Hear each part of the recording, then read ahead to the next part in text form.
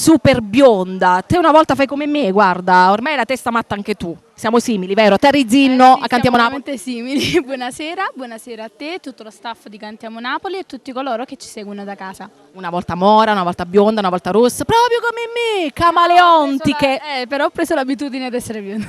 Anch'io, sai, mi dona, anche a te ti dona. Infatti.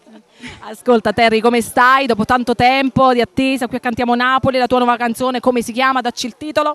Prima di tutto bene, tu come stai?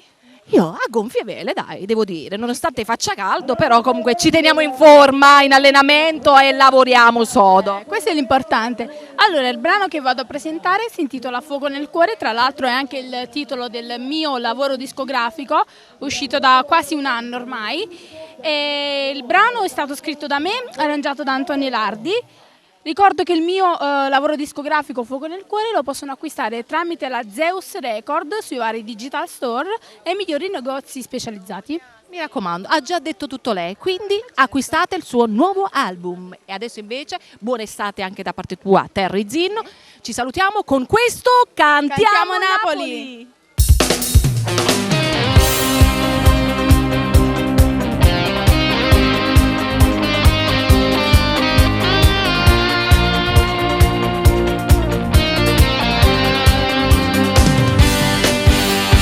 Basta non chiamarmi amore, vattene via, non avvicinarti, parla solo se vuoi. Che bastardo, non toccarmi, non ci sto più. Speri di portarmi a letto e niente più. Tu non meriti il mio amore, se fuoco nel mio cuore brucia da morire. Sai solo ingannare con le tue bugie, pensi che ritorno con te.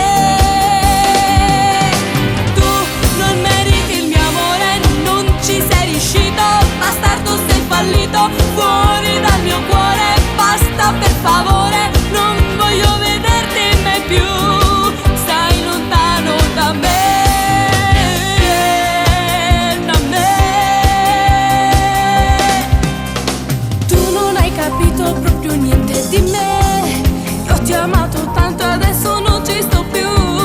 Tu lo sai che io vivevo solo di te, hai distrutto questo amore senza pietà.